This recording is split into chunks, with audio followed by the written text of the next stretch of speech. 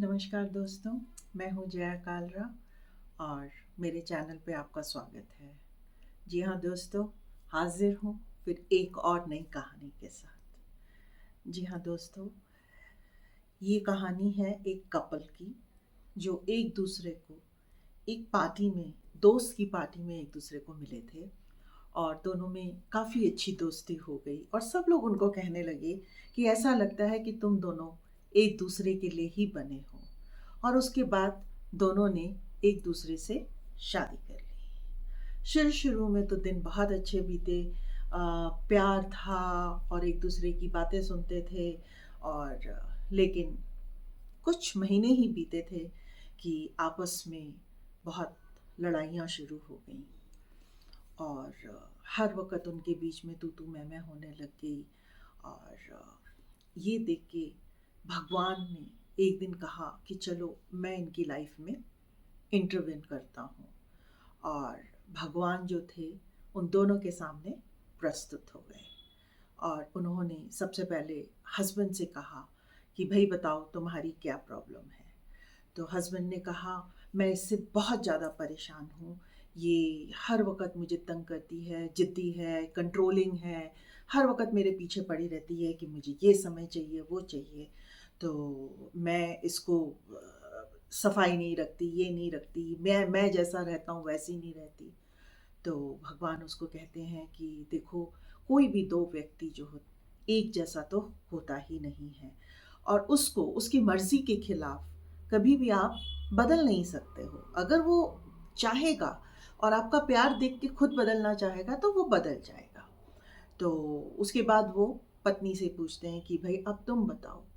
तो पत्नी कहती है कि मैं कुछ भी नहीं, सिर्फ इससे जब से शादी हुई है सिर्फ इसी से प्यार करती हूँ।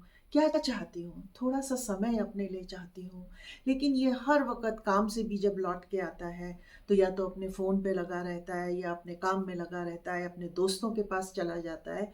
मुझे लगता है कि जैसे मैं इसके लिए एक लास्ट प्रायोरिटी रह गई हूँ और मैं इसकी चिंता करती हूँ जिसको ये कंट्रोलिंग का नाम देता है। और ये हर वक़्त लोगों के सामने, घर वालों के सामने भी मेरा मज़ाक उड़ाता रहता है, जिसकी वजह से मेरा कॉन्फिडेंस एकदम चला गया है और मुझे डिप्रेशन सी होने लग गई है। और मैं जब भी इसको बोलती हूँ कि मुझे थोड़ी-सी हेल्प कर दो, तो यही बोलता है, "क्या तुम अपना ध्यान खुद नहीं रख सकती? तुम्हें अपना ध्यान खुद रखना चाहिए।" ऐसा सुन-सुन के उसका जो एक मानसिक बल था, सब कुछ बहुत ज़्यादा नीचे चला गया और उसकी मनोदशा बिगड़ने लग गई। यहाँ तक कि वो डिप्रेशन में चली गई। जब वो डिप्रेशन में चली गई तो उसने कहा कि मैंने अपने पति से कहा कि तुम मेरी मदद करो, मुझे इसमें से बाहर निकालो। तो पति ने कहा ये तुम अपने आप देखो तुम्हें क्या करना है, मुझसे कोई मदद मत माँगो। जब देखो तुम मेरे पीछे पड़ी रहती हो। तो भगवान ने सब कुछ सुना और सुनने के बाद उन्होंने कहा ठीक है, मैं तुम्हें हस्बैंड से कहा मैं तुम्हें 2 विकल्प देता हूँ। या तो तुम इसको बदलने की कोशिश ना करके एक दूसरे को समझ के एक साथ जीवन व्यतीत करो, या फिर दूसरा विकल्प है कि तुम्हें बिल्कुल तुम्हारी जैसी दूसरी एक वाइफ़ दे दी जाए जिसके साथ तुम जीवन व्यतीत करो। तो हस्बैंड जो है वो सोचता है कि शायद दूसरा वाला जो विकल्प है वो ज़्यादा अच्छा है और वो झट से हाँ कर देता है कि मेरे को एक नई वाइफ़ दे दीजिए। तो भगवान कहते हैं ठीक है। और उसके बाद वो वाइफ़ से पूछते हैं, तो वाइफ़ ने कहा कि नहीं भगवान, मैं आपके साथ ही रहना चाहूँगी, मुझे कोई दूसरा इंसान नहीं चाहिए अपनी ज़िंदगी में, क्योंकि मैं इसी से प्यार करती हूँ जो कुछ भी है।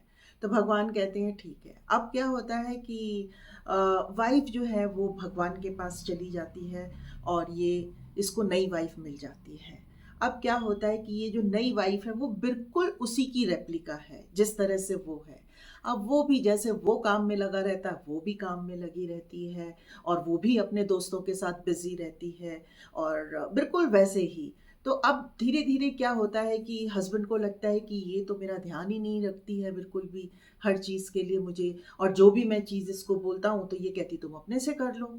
उसने उसको कहा, भई मैं तो तुम्हारी ही तरह हूँ, अगर तुम्हें ध्यान रखना है तो अपना ध्यान खुद रखो ना, तुम मुझे क्यों बोलते हो? सर्वेंट है घर में, उनसे काम करवा लो, जो तुम्हें चाहिए उनसे मांग लो, पर मैं देखो सेक्रीफाइस नहीं कर सकती हूँ, मुझे अपना काम करना है, सब कुछ करना है। तो इससे हस्बैंड के अंदर में धीरे धीरे जो है एक हीन भावना आने लग गई, और उसने देखा कि अब वो, जैसे वो अपनी पत्नी का, पहली पत्नी का मजाक उड़ाता था, अब ये पत्नी सबके सामने उसका मजाक उड़ा देती है, उसकी कदर नहीं करती, और जिससे उसके अंदर में एक बहुत ही हीन भावना आने लग गई, उसका काम में मन नहीं लगने लगा, और धीरे धीरे जो उसका परफॉर्मेंस था वो बिगड़ने लग गया ऑफिस में भी, और वो धीरे धीरे जो है बहुत गलतियां भी करने लग गया। एक दिन की बात है कि वो ऑफिस से घर आ रहा था और उसका एक्सीडेंट हो गया, और उसकी दाहिनी टांग टूट गई। उसको हॉस्पिटल में उसके दोस्तों ने एडमिट किया। जब वो वहाँ एडमिट हुआ तो उसके दोस्तों ने उसको कहा कि तुम अपनी पत्नी को फ़ोन करके बुला लो। तो वो अपनी पत्नी को फ़ोन किया उसने, तो पत्नी बोली देखो मैं तो बिज़ी हूँ और मेरा बिज़नेस एसोसिएट्स, उनके साथ बिज़नेस मीटिंग है, तुम एक काम करो कि अपने दोस्तों को बोलो कि वो तुम्हारा ध्यान रखें, और उसके बाद तुम अपना ध्यान रखो और घर आ जाओ। उसके बाद में फिर जब वो घर आ जाता है और घर आके वो बहुत परेशान होता है अपनी चीज़ों के लिए, तो उसकी वाइफ उसको बोलती है मैंने तुम्हारे लिए सर्वेंट रख दिया है, अब उस सर्वेंट को बोलो तुम्हारे को जो चाहिए वो तुमको हाजिर करेगा, पर मैं तुम्हारे लिए घर नहीं रुक सकती, मैं अपनी लाइफ को सेक्रीफाइस नहीं कर सकती।